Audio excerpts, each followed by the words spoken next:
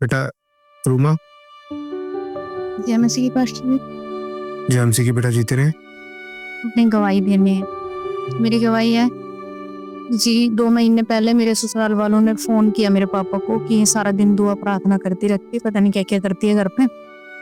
और मेरे पापा को मतलब गुस्सा मतलब आ गया, तो मुझसे तुम मैम यहाँ पे भी आए हो। उन्होंने यहाँ पे भी उनको मतलब ऐसे ही बोला कि पूजा पाठ नहीं करती है और मतलब हमारे साथ कहीं भी नहीं जाती है, सारा दिन दुआ प्रार्थना करती है। पापा थोड़े गुस्सा भी हो रहे थे, तो मैंने यहाँ पे फोन मतलब भैया को भी, अंकित को कहा कि मेरे लिए प्रार्थना करना, सब मेरा विरोध कर रहे हैं। तो पापा ने बुआ को, मौसी को, सबको बताया कि इसको समझाओ। मैं अपनी बुआ के वहाँ पे गई, सबने मुझे समझाया कि मत छोड़ दे, मतलब ये काम, मतलब ये तो तूने धर्म बदल दिया। तो मैंने उनको बताया मैंने कोई धर्म नहीं बदला, मेरा जीवन बदल गया। तो फिर पापा बार बार फोन कर रहे थे, तो मैं मायके गई थी छुट्टियों में। तो मतलब पापा तब भी मुझे इस बात के लिए फोर्स कर रहे थे कि छोड़। तो फिर एक दिन मैं प्रभु से प्रार्थना करी थी, प्रभु आप ही के हाथों में सौंपती हूँ। तो मैं वहाँ पे गई, तो मैं पापा बोले कि यहाँ पे बाइबल मत लेके आना। तो मैं चली गई, मैं बाइबल भी लेकर गई। तो मैं मतलब पापा से थोड़ा छिप के ही मतलब बाइबल पढ़ती थी, प्रार्थना तो मैं करती थी उनके सामने ही। तो फिर मतलब पापा देखते थे रोज, मतलब गुस्सा भी करते थे मैं।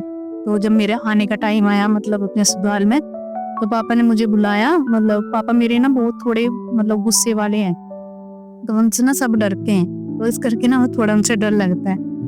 तो मतलब पापा ने मुझे बुलाया, मैं समझ गई मगर पापा शायद मुझसे वही बात करते होंगे कि मतलब पापा ने मुझे बुलाया मम्मी से, मम्मी को बोला तुम मेरे पास आता है ना, इसको अकेले भेज। तो मैं चली गई। तो पापा ने मुझसे बोला कि तू ये धर्म छोड़ रही नहीं। मैंने बोल दिया मगर नहीं पापा, मतलब मैं प्रभु पे विश्वास करती हूँ और अब तो मेरे लिए वही सब कुछ है। तो मैंने उनको बताया मगर प्रभु कोई धर्म नहीं बदलती, वो जीवन बदलने वाले परमेश्वर। बल्कि मैं अपने पापा के सामने बोल भी नहीं पाती थी। मैं बोला कि प्रभु मैं आपके हाथों में सौंप रही हूँ, अगर कुछ ऐसी बात हो तो आप ही मतलब बोलना प्रभु। तो मैं ऐसा सोच के गई, तो मतलब पापा फिर थोड़ा मुस्कुराने सी लग गई। बोले कि क्या ऐसा क्या है। मैंने बोल दिया, मतलब 2-4 बातें मैंने उनको बताई, मगर प्रभु मेरा जीवन बदल गया, मेरा मन बदल गया। तो मतलब ऐसा बताई। तो फिर मेरे पापा ने बोल दिया कि तेरे ससुराल वाले ऐसे बोल रहे हैं, तू उनके काम नहीं करती। मैं बोल दिया मगर कोई बात नहीं, मैं तो प्रभु को ही मानू।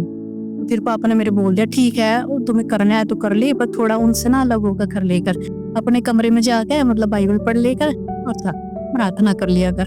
तो मुझे बहुत खुशी हुई, मैं प्रभु को बहुत धन्यवाद करती हूँ कि परमेश्वर ने मेरी प्रार्थना को सुना। सारी टीम का मैं धन्यवाद करती हूँ।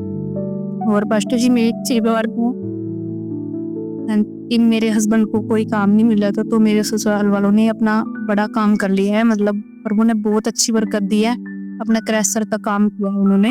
1.5 करोड़ रुपए का भी इंतजाम किया है, 1.5 करोड़ उसमें लगा है। प्रभु का धन्यवाद। पहले उन्होंने 5% हिस्सा लिया, फिर उसके बाद 10 लिया, 15 लिया, उसके बाद अब 20% हिस्सा इन्होंने ले लिया उसमें। मैं प्रभु का धन्यवाद करती, जैसे आपने बताया था व्यवस्था 28 की 1 से 14 तक की सारी आशीष मैं अपने पति को देती हूँ। धन्यवाद करती। इस गवाही में जानते हैं खूबसूरत बात क्या है? कलाम, power of the word of God, खुदा के वचन की कुवत और शक्ति। जैसा बताया गया बेटी ने वैसा ही किया। मैं ये नहीं कहूँगा मैंने दुआ की और ये काम हो गया, ऐसे हो गया। बेटा आपको याद होगा कि जब आपने ये काम करने के लिए कहा था तो खुदा के ने गाइड किया था कि हाँ मैं बरकत दूंगा उसे। जी पास्टर सभी सो खुदा सारी बेटे क्लेम करती हूँ, जैसे कि साथ में बताऊंगी पास्टर जी। मैं सारी आयतें क्लेम करती हूँ और वेस्टर्न 28 की मतलब सुबह, दोपहर को और शाम को तीनों टाइम अपने पति को मैं बरकती देती हूँ। नीति वचन 31 की, और जैसा आपने बताया था यशायाह 49 का 24, 25, 26, और मतलब भजन संगीता के बारे में बताया, सब करती हूँ। आमीन। आप जब मैंने आपको कहा था आपने रोजा रखना है, रोजा रखा था अपने पति के लिए? जी पास्टर जी। और उसके बाद जवाब भी आया था? जी पास्टर।